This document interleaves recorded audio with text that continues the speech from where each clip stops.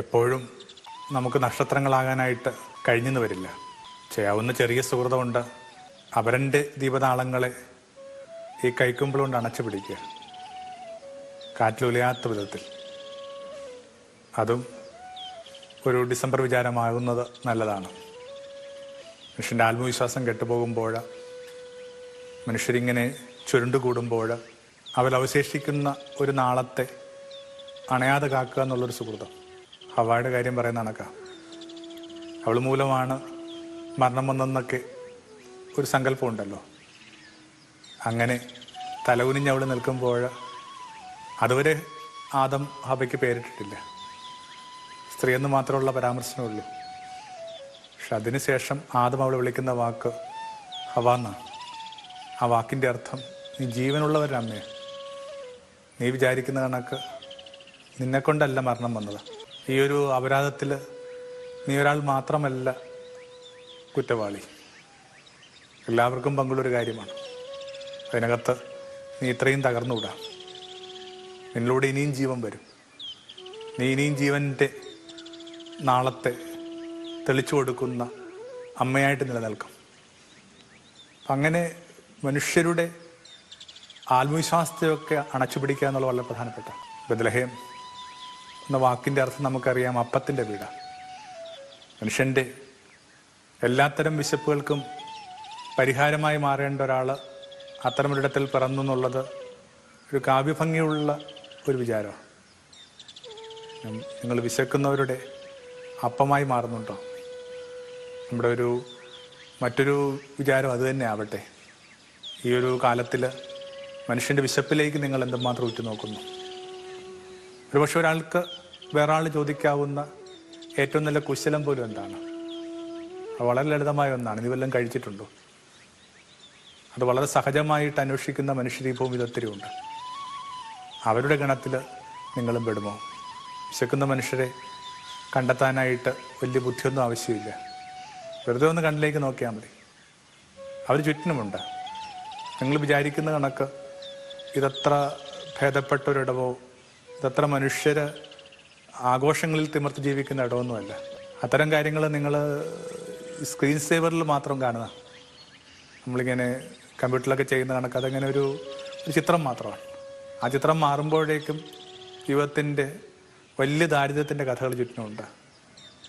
നമുക്ക് സുഹൃത്തുക്കൾ പൂക്കാനുള്ള കാലമായിട്ട് ഈ ആഗമന കാലത്ത് എടുക്കുകയാണെങ്കിൽ ആ വിശപ്പുമായി ബന്ധപ്പെട്ട ചില വിചാരങ്ങളിലേക്ക് കുഞ്ഞുങ്ങളുടെ ശ്രദ്ധയെ കൊണ്ടുപോയെന്നല്ല, ഭക്ഷണത്തെ കുറച്ചുകൂടി ആദരിക്കാനായിട്ട് കുഞ്ഞുങ്ങളെ പഠിപ്പിക്കണം. ഒരു വെറ്റ് പോലും കളയാതെ വെക്കെ.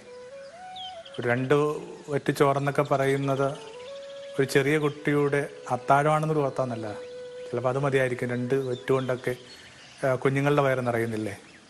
അപ്പം അത്തരമൊരു പരിഗണന ഏതൊരു കാര്യത്തിലും ഇങ്ങനെ ഭക്ഷണത്തെ പരാതി പറയാതിരിക്കാനായിട്ടൊരു പരിശീലനം കുഞ്ഞുങ്ങൾക്ക് കൊടുത്താന്നല്ല, അവിടെ ചില കാര്യങ്ങളൊക്കെ പറഞ്ഞു കൊടുത്താന്നല്ല.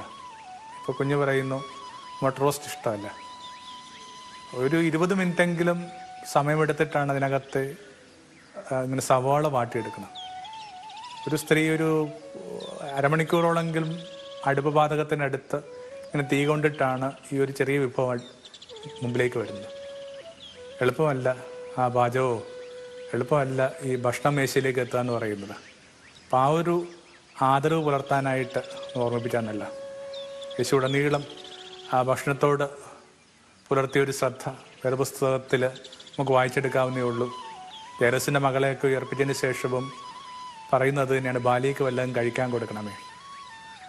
ബത്ലഹേമിൻ്റെ ഓർമ്മ ഇങ്ങനെ ചുറ്റിനും നിറയുമ്പോൾ, ബത്ലഹേമിലെ കുഞ്ഞിനെക്കുറിച്ച് കരോത്സംഗങ്ങൾ പാടി തിമിർക്കുമ്പോൾ ഭൂമിയുടെ വിശപ്പുകളെക്കുറിച്ച് ഓർത്താന്നല്ല.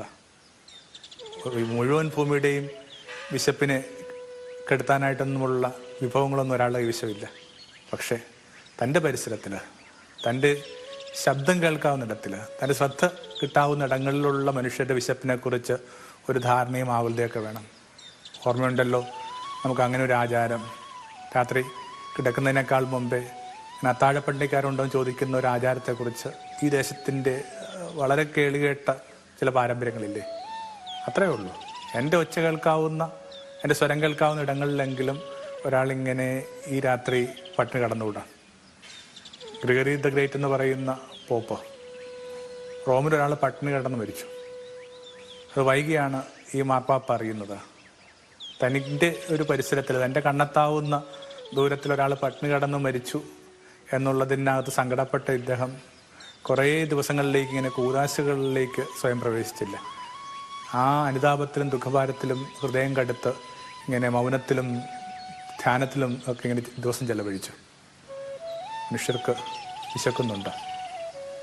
അവസാനം വരെ ആ വിശപ്പിനോട് അവിടുന്ന് ശ്രദ്ധ പുലർത്തിയിട്ടുണ്ട്. ബുധനായതിനു ശേഷം പോലും അവിടുന്ന് അവർ വിളിക്കുന്ന കേട്ടില്ലേ, വരൂ വന്ന് പ്രാതൽ കഴിക്കും. ക്രിസ്മസിന് ഒരുപക്ഷെ എന്ത് വിളമ്പണമെന്നതിനെക്കുറിച്ച് പോലും അമ്മമാർ ആലോചിച്ച് തുടങ്ങിയിട്ടുണ്ടാകും. ഒത്തിരി അതിഥികളുമൊക്കെ ഉണ്ടാകും. അതിനിടയിൽ ആ പഴയൊരു ആചാരം ഓർമ്മിച്ചാൽ നല്ലതാണ്, ഒരു തിരുക്കുടുംബത്തെ വിളിക്കുക. നാട്ടുമ്പുറങ്ങളിൽ അങ്ങനെ രീതി ഉണ്ടായിരുന്നു. ഒരു ദരിദ്ര കുടുംബം കൂടി നമ്മളോടൊപ്പം ഭക്ഷണത്തിനിരിക്കുക. ഒന്നല്ല, നമുക്കാകാവുന്ന അത്രയും. അല്ലെങ്കിൽ അവിടുന്ന് പറയുന്ന ഈ വിധിമൊഴി കൂടി നമ്മൾ കേൾക്കേണ്ടതായിട്ട് വരും. എനിക്ക് നിങ്ങൾ വിരുന്നുകളോട് ഇഷ്ടമില്ല.